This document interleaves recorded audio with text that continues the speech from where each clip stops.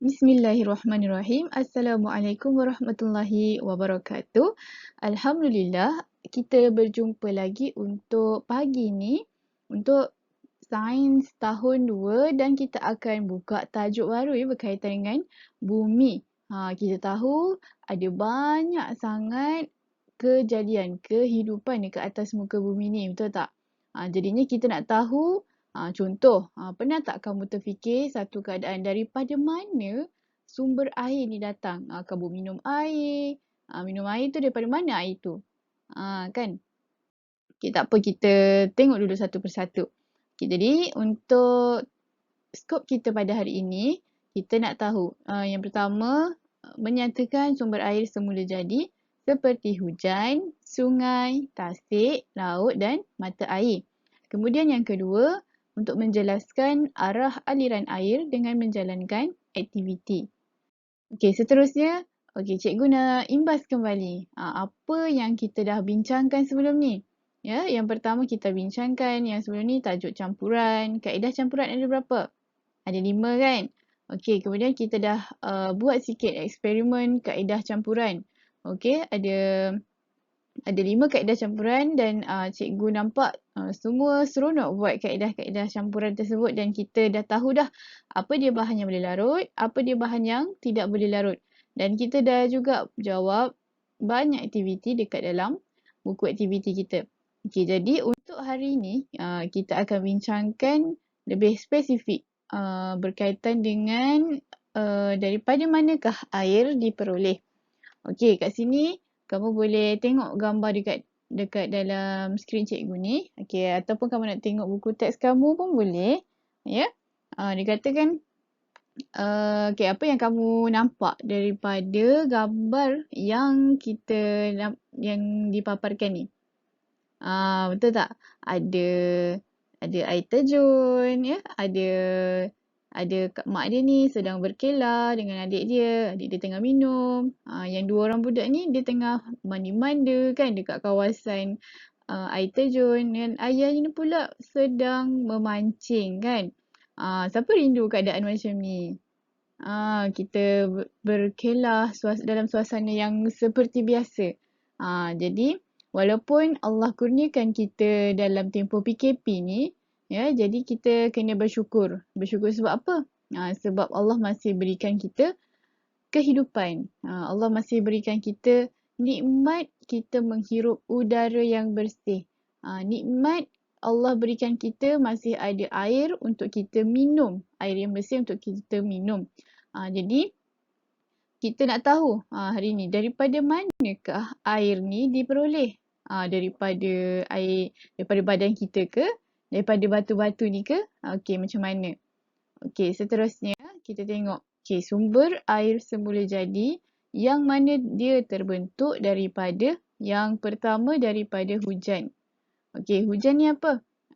Titisan air daripada awan turun ke bumi yang dikenali sebagai hujan. Kan, contoh kalau kita nampak air hujan yang turun ke bumi tu, bila dia turun, kita tahu kan pembentukan hujan tu macam mana? Wap air. Kemudian dia turun dan dia akan membasahi bumi, maka terbentuklah hujan. Bila ada hujan, dia akan dia duduk dekat kawasan seperti tasik ataupun laut. Okey, tasik ni apa pula? Tasik ni kawasan air yang luas dan dikelilingi oleh daratan. Seperti gambar yang kat bawah ni. Okey, tasik yang dikelilingi dengan kawasan air yang sangat luas. Tetapi dia dikelilingi dengan kawasan daratan dekat sebelah-sebelah dia ni. Pernah nampak tasik ni? Dia ada kadang-kadang ada tasik buatan ataupun memang dia tasik semula jadi. Okey. Dan kita nak tahu lagi sumber air semula jadi ni daripada laut. Daripada laut. Laut ni adalah bahagian air masin yang besar pada permukaan bumi. Kamu tahu tak? Sebahagian besar daripada permukaan bumi ni dikelilingi oleh air. Dan air laut masin. Kenapa air laut tu masin? Pernah terfikir tak? Okey, kalau kamu rajin, kamu cuba buka surah Al-Furqan. Surah Al-Furqan ayat 53 yang mana dikatakan, Allah kata dah dalam Al-Quran, surah Furqan ayat 53. Okay, kita buka dulu sikit. Maksud dia, dan dialah yang membiarkan dua laut mengalir berdampingan. Yang ini tawar dan segar dan yang lain sangat masin lagi pahit. Dan dia jadikan antara keduanya dinding dan batas dan yang tidak tembus.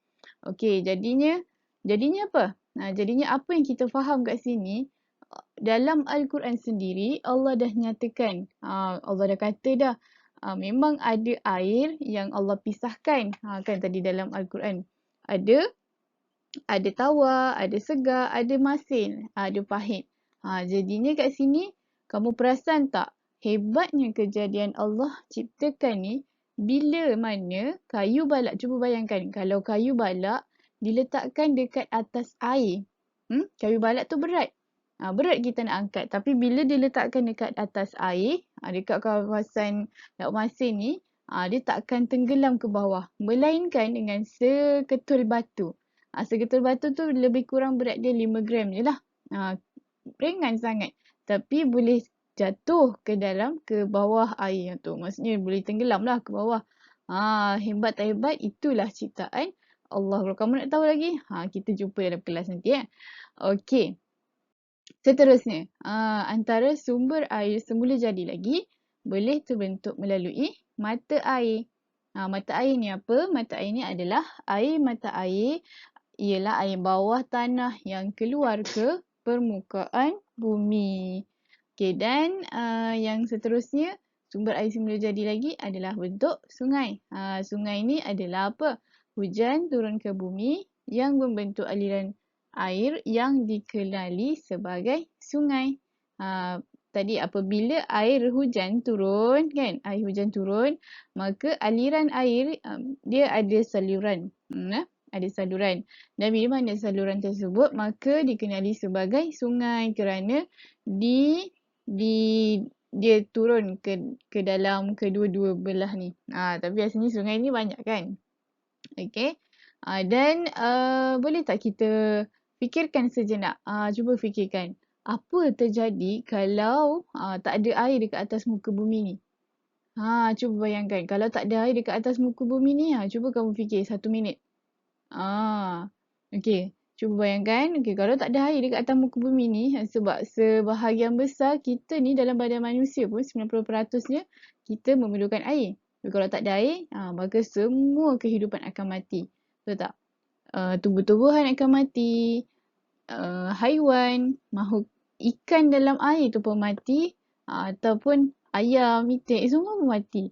Sebab air ni adalah keperluan asas kan. Jadi kita kena apa? Kena bersyukur sebab Allah turunkan air ni dalam keadaan yang bersih. Masih ada air walaupun kalau kita tahu banyak juga tasik-tasik yang dah kering.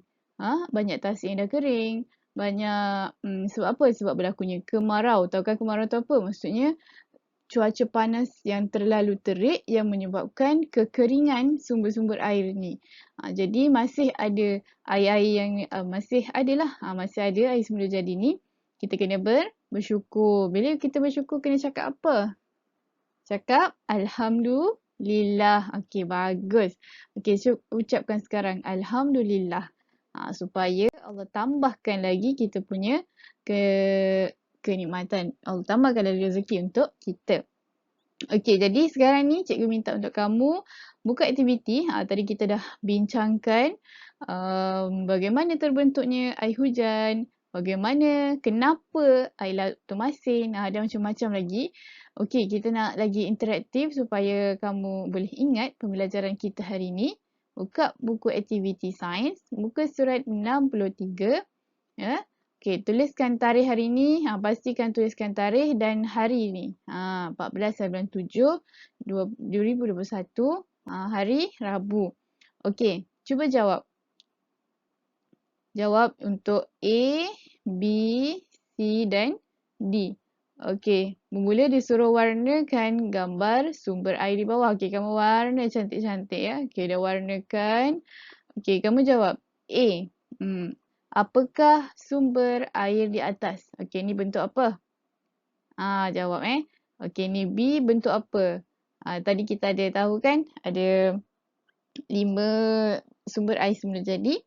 Okey, yang D apa ni? Kamu takkan tak tahu kan? Mesti jawapan dia hujan. H, kamu masukkan tulis je H U J A N K. Hujan. Okey. Seterusnya, cikgu minta untuk kamu buka dalam Telegram. Okey, buka dalam Telegram. Kamu klik copy link yang cikgu bagi ni dan kamu terus jawab dalam Telegram. Dalam Telegram ni kita ada, cikgu ada sediakan kuis khas untuk kamu. Okey. Jadi yang terakhir, untuk yang terakhir, pastikan kamu hantar juga latihan ni kepada cikgu. Ni merupakan latihan kendiri kamu untuk kita punya sesi pembelajaran yang lepas, kan? Ada 2 muka surat lagi yang cikgu nak kamu buat. Yang pertama ni kita nak tengok kelarutan, merhatikan kelarutan garam yang diaduk. Okey, macam biasa. Bila garam yang diaduk ni kamu dah tahu kan dia punya tempoh garam yang larut. Cuba baca dia punya soalan dia, fahamkan dan kamu cuba jawab dekat jawapan dia bawah ni. Okey, kemudian lagi satu kerja rumah kamu, siapkan untuk aktiviti 8. Macam biasa tulis tarikh. Okey, kemudian yang pertama dia punya soalan tandingkan right pada cara yang paling cepat untuk menyediakan minuman coklat. Ceritakan cara kamu menyediakannya. Okey, tahu kan kalau kita nak sediakan air coklat untuk kita aduk, untuk dia terlarut dalam keadaan yang cepat, kita kena gunakan air panas. Okey, kemudian kita gunakan gula apa? Gula cube ataupun gula pasir. Kalau kita kena gunakan satu bahan yang halus. Kalau bahan dia ni kan besar kan. Okey, jadinya dia akan terlarut lebih lambat. Okey, maka kita kena gunakan gula pasir kerana gula pasir adalah merupakan bahan yang halus. Okey, kemudian minuman coklat saya mesti kena apa? Mestilah kita aduk. Kalau kita tak aduk, maka dia akan berketul-ketul kat dalam cawan kita. Okey. Ni jawab macam biasa ya. Okey, itu sahaja untuk perbincangan kelas kita pada hari ini. Harap kamu seronok dengan kita punya topik hari ini dan insya-Allah kita akan bincangkan topik yang lebih menarik untuk kelas akan datang ya. Okey, terima kasih. Kalau ada maklumat yang kurang jelas, boleh tolong terus maklumkan dengan cikgu. Jadi, minta maaf atas segala kekurangannya. Assalamualaikum warahmatullahi wabarakatuh.